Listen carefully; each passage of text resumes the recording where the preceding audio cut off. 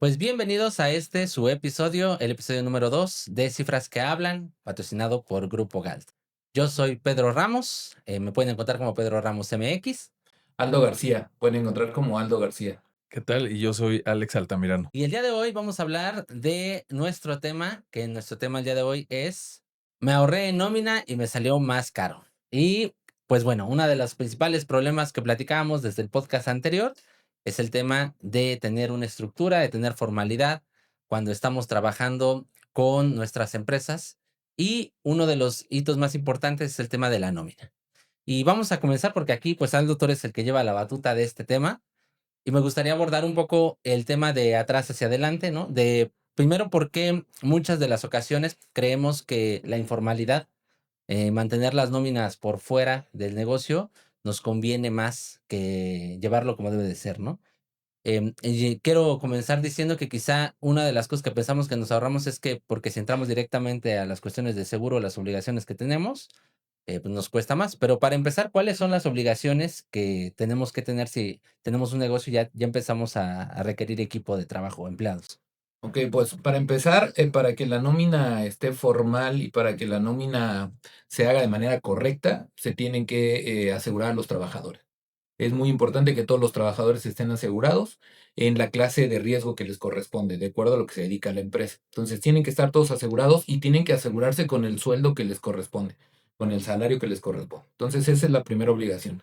Posteriormente, pues se les tienen que retener impuestos a los trabajadores, se les tiene que pagar de acuerdo con lo que están asegurados al salario que realmente tienen y ahí se les tienen que calcular sus retenciones de impuestos y se tienen que enterar al SAT.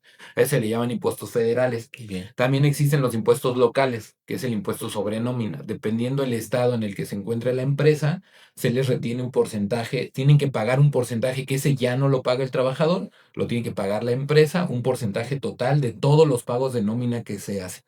Entonces puede ser un 3%, puede ser un 5%, dependiendo del estado en el que se encuentre, como lo dije, la empresa. Entonces, básicamente, estas son las obligaciones que tiene el patrón para con los trabajadores en cuestiones de impuestos. En resumen, es seguro social, retener impuestos ISR y enterarlos, y el impuesto sobre nómina estatal. Ok, y ya de ahí partimos con que es algo que no es tan sencillo, ¿no? Ya, Exacto. ya hay complejidad en ese Sí. asunto y requerimos siempre tratamos de buscar un contador, ¿no? Antes de eso, o sea, ¿podemos nosotros presentar todas esas declaraciones si queremos meter a la gente sin un contador o no se puede?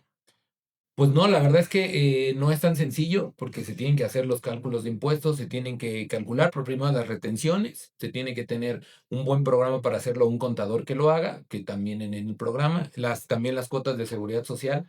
dependiendo del número de empleados, no es tan sencillo, se tiene que calcular seguro social y en cada bimestre el Infonavit, también lo que se les tiene el retiro, Infonavit, seguro social. Entonces no es algo que cualquier persona lo pueda hacer, Claro. sí se requiere forzosamente de un contador o alguien que lleve completamente la nómina, pero que tenga experiencia en nóminas. Y aquí, pues ya partimos con ese punto, ¿no? Que no necesariamente, o bueno, más bien ya requerimos un profesional Ujú, para el tema de claro. llevar la nómina. Yo creo que esa es una de las dificultades más grandes que en esta materia cuando empiezas como emprendedor, pues lo primero que haces es que ya tienes que sumar eso a tus gastos mensuales, ¿no? Primero la cuota de tu contador más la cuota de los trabajadores, ¿no? Exacto.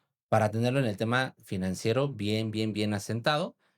Pero luego de ahí, yo creo que otra cosa que tampoco consideramos en nómina y que, o más bien que forma parte de esto, es lo que tú decías del pago de los impuestos, y que juega en materia ya de las obligaciones que tiene que tener la persona, ¿no? Aquí, ¿cómo te ha tocado, amigo, con esa parte? Algunos clientes que hayas visto que ya, pues estén en esa diagonal entre formal e informal.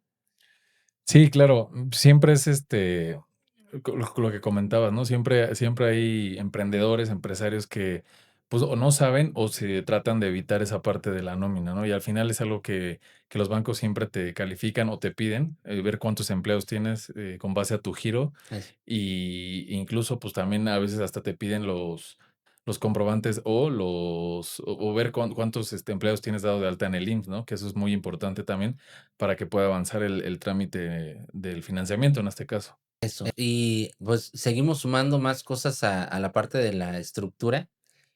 Bueno, de las pymes y de los pequeños negocios, pero yo siento que más bien es como el desconocimiento, ¿no? Que al inicio comenzamos como con una idea de emprendimiento, comenzamos a trabajarlo, vamos requiriendo meter a más personal al equipo.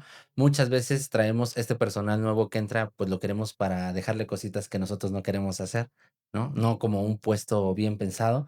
Y yo creo que de eso deriva que tampoco pensemos en el crecimiento de ese perfil de puesto, ¿no? O sea, lo pensamos más bien como una asistencia y eventualmente, cuando ya requerimos otro tipo de especialidad, gente que sepa más de otros temas que no somos tan fuertes, ¿no? Como dueños, como, no sé, marketing, ventas, operaciones, logística, Mm. etcétera, nos cuesta pensar cómo vamos a proponer porque no lo teníamos considerado en el presupuesto, ¿no? Exacto. Y haciendo referencia un poco más en forma al tema del capítulo que es Me salió más caro, ¿cuáles serían, después de esto que nos comentas, que son como las obligaciones que tenemos que tener? ¿Cuáles serían como los problemas de no tener, a la gente declarada en nuestras empresas? O sea, ¿cuáles son estos riesgos que podemos tener de eso? Pues hay muchos riesgos, porque como te decía, son varias autoridades a las que hay que reportar todos los impuestos que tienen que ver con la nómina. Se puede decir que el riesgo más fuerte es el tema del seguro social. Lo normal en las empresas es quererse ahorrar cuotas de seguro social, o sea, querer pagar menos el seguro social de los trabajadores. Ujú. Entonces, ¿ahí qué pasa? Aseguran a los empleados con un menor sueldo o no los aseguran de plano, no les dan seguro o les dan un salario menor. Entonces, aquí el problema es que cuando es una cantidad importante de empleados, pues muchas veces, o es muy seguro que el seguro social, pues te va a auditar, te va a Eso. revisar los pagos que estás haciendo, te va a auditar. Y entonces ellos ya tienen, se puede decir que es un modus operandi muy común en las empresas. Entonces un auditor del seguro social sabe perfectamente bien cuáles son las estrategias que utilizan las empresas para pagar menos, que Sí. son las básicas. O sea, les pagan por un lado de una manera y les pagan del seguro social de otra manera, ¿no? Hacen 2 o 3 pagos, pagan en efectivo. Entonces, es algo que ya está muy viciado, ¿no? Entonces, cuando el Seguro Social te detecta omisiones, la verdad es que las penas o las multas que te cobran son muy fuertes. O sea, en primero te cobran, te hacen un retroactivo de Ah, sí. todas las cuotas que no pagaste bien, te hacen un retroactivo y estiman cuánto es lo que debe haber pagado y cuánto es lo que tú tienes. Ya tienes que pagar. Y aparte, te cobran recargos, te cobran actualizaciones y te cobran multas por lo del trabajador. Entonces, lo que tú te pudiste ahorrar en algún momento, terminas pagando el doble, el triple, hasta Ah, más. sí. Entonces, eso es muy frecuente. Y eso va de la mano con las retenciones de ISR, porque retienen menos impuesto porque declaran al trabajador con un menor salario y entonces el SAT también te va a requerir o te va a revisar y tienes que pagar también las retenciones que omitiste, ¿no? Entonces realmente se vuelve una bola de nieve en donde vas pagando más y más y más y no dejemos a un lado el impuesto estatal.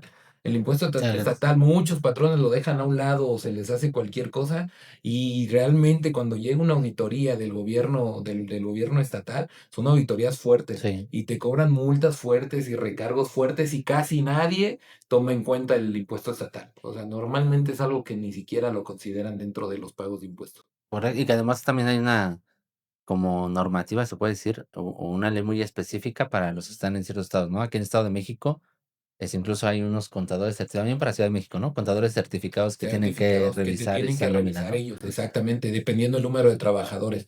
Entonces, dependiendo, y que eso te aseguro que el 90% de las No las empresas dan. no lo saben, y dependiendo el número de trabajadores, te tienen que dictaminar los contadores que están certificados por parte del gobierno, en este caso Estado de México, Ciudad de México. Y Correcto, eso es algo, te digo, el 90% de las empresas no lo hacen o no lo saben. eso. Y entonces, viendo toda esta obligación que se tiene que cumplir de importe, ¿no nos conviene más, pues, no tenerlos declarados? O sea, ¿no conviene más mantener al personal en la informalidad? O sea, ¿cuál sería la respuesta a eso de lo que se hace? Pues no, realmente si lo ves de algo así muy práctico o así sin analizarlo, dirías, bueno, pues no pago nada, los tengo por fuera, Ajá, pero no te conviene porque tarde o temprano, sobre todo con un número importante de trabajadores, tarde o temprano sucede algo. O sea, sí, tarde o temprano no estamos expensos o tiene un accidente el trabajador o ándale, algún trabajador. Me ha pasado que por algo tan sencillo como que algún trabajador pues cree que está asegurado y va a consulta al seguro. Dice, me siento mal, cualquier cosa. una gripa, Sí, y va al seguro de consulta y resulta que no tiene seguro, y él dice es que yo sí tenía seguro, entonces el seguro buscan recaudar de cualquier manera. eso. Inmediatamente a ver cuál es tu empresa, dónde trabajas, inmediatamente llega una auditoría. Entonces, por cualquier detalle, a veces el trabajador dice, el patrón dice, no, aquí los tengo bien cuidados, no, que no tengan accidentes, que no, pero cualquier cosa y puedes tener una auditoría del Seguro Social, una auditoría del SAT. Entonces, es muy, muy, muy arriesgado. O sea, casi de 10, de 9 es que sí te va a caer en algún momento el seguro. Entonces, realmente no es una estrategia. Quien te proponga esa estrategia, pues es algo muy básico, ¿no? Exacto. O sea, es algo muy básico que creo que no conviene. Bueno, y también retomando lo que dice Aldo, es importante que el empleado tenga el sentido de identidad, ¿no? Con la empresa, con las prestaciones, pues con que tenga esa prestación del seguro social, incentivos, y que, bueno, vayan así creciendo de la mano, ¿no? Es importante también tomar en cuenta esa parte. El Sí, tema de incentivas al personal. la vida y carrera, ¿no? Ujú, Sí. Porque conforme a sí, carrera. y si no, yo creo que también se da mucho este esquema de cuando los trabajadores pues entran, dicen hago experiencia 1 año, medio año o 2 meses y me voy, ¿no? A otra que sí sea más, pues Que tenga consolidada, que tenga prestaciones, que prestaciones. realmente pueda hacer una carrera. Exacto. Yo creo que ese punto de las prestaciones termina siendo algo bien importante porque depende de la generación. Hoy hay quien le da más peso al tema de las prestaciones y otras generaciones no, ¿no? La generación, pues, de los millennial para arriba, siento que todavía tenemos como un mayor arraigo al tema de las prestaciones, todavía ocupamos mucho de los beneficios que hay, pero por otro lado, las nuevas generaciones siento que son más flexibles a decir, no pasa nada, o sea, ahorita yo voy, pues, por el tema de la edad también, quizá, ¿no? Y la necesidad, pero creo que eso que comentan ahorita es bien importante con respecto a que no nada más se queda en la obligación que tenemos como patrones en este caso, sino que también en la parte del equipo de trabajo y el esquema de crecimiento que hacemos. Ahora, me gustaría avanzar un poco más en esta retroalimentación, ¿no? No es buena estrategia entonces pagarles por fuera, no pagarles, ya No, vimos. definitivamente. Esto es Segundo, una estrategia, esta es ya una estrategia ni siquiera es una exactamente. estrategia. Segundo, hay que cumplir, ya, o sea, si vamos a hacerlo, tenemos que cumplirlo bajo el marco. Necesitamos alguien que nos ayude, ya diré una profesionista, ¿no? Un contador que nos ayude, que sí sepa del tema, Ujú. que ahí me gustaría tocar este famoso mito de que el contador lo sabe todo, ¿no? Hay contadores Sí, no, especialistas claro, hay contadores para. que no necesariamente saben de nómina. Exactamente. Creo que eso es bien importante porque creo que hacia ahí quiero caminar un poco en lo que he sabido o en lo que me ha tocado trabajar con algunos clientes, tienen la idea de que el contador es fiscalista, es nominista, es Financiero. financiero, exactamente, es general, ¿no? O sea, como Claro. sabe de las cosas generales. Y creo que en algún momento me tocó platicar con algún contador y me decía que precisamente el problema ha sido que tienen una diversidad de funciones tan amplia y que el empresario siente que es contador y que va a hacer todo, Todo. que termina no haciendo todo de la mejor manera, ¿no? Porque además uno se especializa en ciertas cosas, ¿no? No en todo. Y creo que por ahí quiero entrar porque creo que de los errores más comunes que yo he visto, que incluso tenemos por ahí un anuncio que sale en redes sociales, em, me ha tocado escuchar y ver el caso de personas que sus contadores les hacen las declaraciones del tema de la nómina, están ellos cumpliendo porque pagan sus cuotas, ¿no? Lo que les dice el contador lo hacen y que de pronto les llegan requerimientos, ¿no? ¿Cuáles son las situaciones más comunes por las que pasa esto si están declarando ya y pagando bien?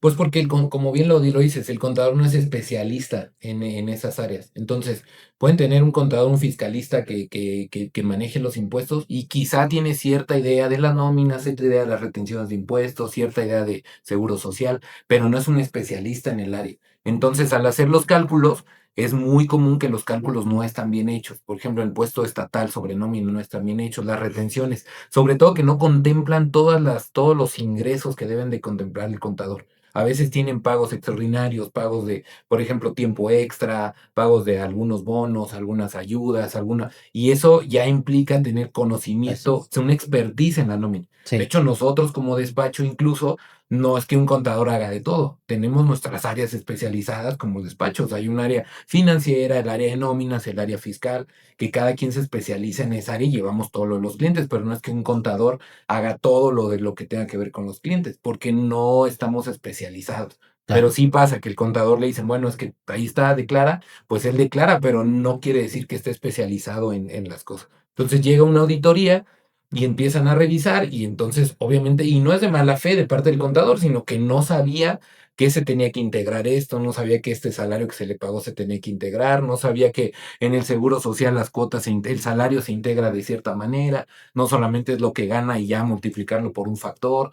Son muchas cosas que tiene cada área, ¿no? Entonces, en la parte financiera, los estados financieros no están bien hechos eso, o no está todo integrado en los estados financieros, en la contabilidad. Entonces, por eso es importante que un especialista en cada área lleve tu empresa, ¿no? correcto, Entonces, al contratar un despacho, pues hay un especialista en cada área. Tú solo pagas a un despacho, pero ellos tienen un especialista en cada área que va a llevar cada área en la que tú tienes sin necesidad de que contrates a un especialista en tu empresa por cada área, ¿no? correcto. Sí, ya se vuelve algo más robusto Se vuelve Sí. algo más robusto. y creo que también descansas en que no todo lo tiene una persona, ¿no? O sea, Exactamente. que está también, hay un sistema Hay atrás Sí, de a eso. veces por ahorrarte unos pesos, se lo dejas todo, valga la Exacto, redundancia, al todólogo y, pues, no puede con lo financiero, lo contable, lo administrativo, por eso es la importancia o la recomendación de, pues, también a veces, delegar,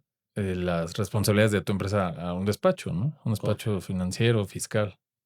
correcto. Y me gustaría entrar con uno de los temas que es la cuestión del aguinaldo y el tema de de las utilidades, que creo que también es un problema para los empresarios porque muchos no hacen un resguardo, ¿no? O bueno, no saben qué hacer para poder llegar a pagar eso cuando tienen la obligación de pagarlo.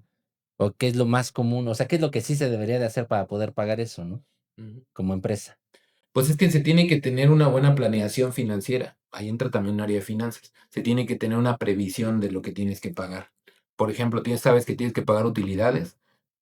Si la empresa tuvo utilidades un año antes, pues las tienes que pagar. Tienes que hacer una previsión de cómo de esa utilidad, apartar la parte que se va a pagar los trabajadores. Tienes que pagar un aguinaldo. Entonces, lo que está bien y muchas empresas hacen es una planeación a lo largo del año. Haces un presupuesto anual y dentro de ese presupuesto vas destinando, ya sea mensual, bimestral, trimestral, semestral, dependiendo las necesidades de la empresa, una cantidad para las utilidades o una cantidad para el aguinaldo.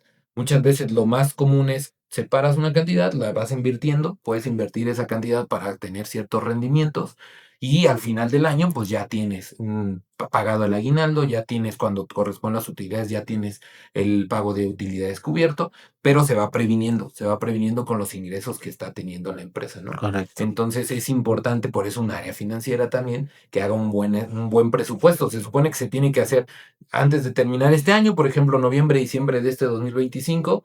Ya en diciembre tienes que tener Una un planeación presupuesto ya. del 26. Correcto. Tienes que tener una planeación completa de lo que esperas vender, lo que esperas ganar, de acuerdo a lo que vas a ganar, cuánto vas a provisionar, etcétera. Ok. Eso una empresa estable, sólida, con una buena área financiera detrás de ella, lo tiene que hacer. ¿Y entonces en qué invertimos ese dinero? Pues mira, hay varias opciones, pueden ser títulos gubernamentales, hay inversiones, precisamente para empresas que tienen bajo riesgo y tienen la disponibilidad inmediata, ¿no? Para que no esté dormido, como dicen ahí, el dinero y además, pues, lo pongas a trabajar y tú ya sabes que ese dinero, pues, tarde o temprano, pues, va a ser destinado para los aguinaldos o los repartos de utilidades, pero, pues, al final tener una ganancia, ¿no? Y tenerlo ahí trabajando, que es mejor que tenerlo nada más ahí dormido en la cuenta, ¿no? A ver, entonces, hay un concepto que es el tema de la antigüedad. Ujú. ¿Cómo se paga eso? ¿O cómo es? ¿Cómo aplica? Aplica una prima de antigüedad. Es cuando llevas ya 15 años trabajando en una empresa, te corresponden 12 días por cada año laborado cuando terminas la relación laboral con la empresa. Cuando te finiquitan, ya sea que tú renuncies o que te liquiden, ahí sí no, ahí aplican ambas, te corresponden 12 días por cada año trabajado, ya Ok, que cumples los 15 años. Entonces, es importante eso también porque se tiene que tener en cuenta los trabajadores que ya tienen esa cantidad de tiempo, esa antigüedad en la empresa, se les tiene que dar esta prima. Son Ok, 12 días por año trabajado. de acuerdo. En resumen, tenemos que cumplir la obligación, ¿no? De darnos de alta, de estar cumpliendo con nuestras obligaciones. También la parte del salario emocional para los trabajadores es una de las cosas más importantes si queremos seguir creciendo en la empresa. Y tercero, que más allá de que se vea como una obligación y un problema, también es un beneficio para ambos lados, ¿no? También creo que si un negocio deja esto fuera, pues el crecer siempre depende de estarse ahorrando dinero de cuestiones que después van a resultar más caras, ¿no? Correcto. Em, Me gustaría nada más preguntar, por último, ¿hay estrategias para poder trabajar la nómina? ¿No hay estrategias?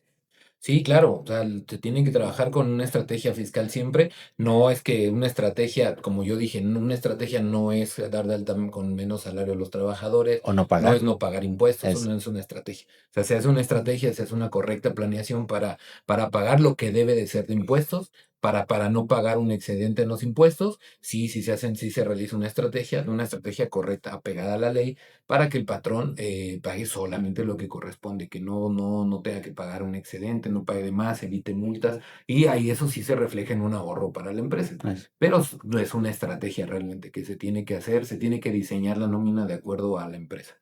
De acuerdo. Pues si tienen alguna duda, no duden en dejárnosla, en escribirnos. Las redes de Grupo GALT, así nos encuentran en todas las redes, Grupo GALT. Nos vemos en el siguiente episodio. Hasta la próxima.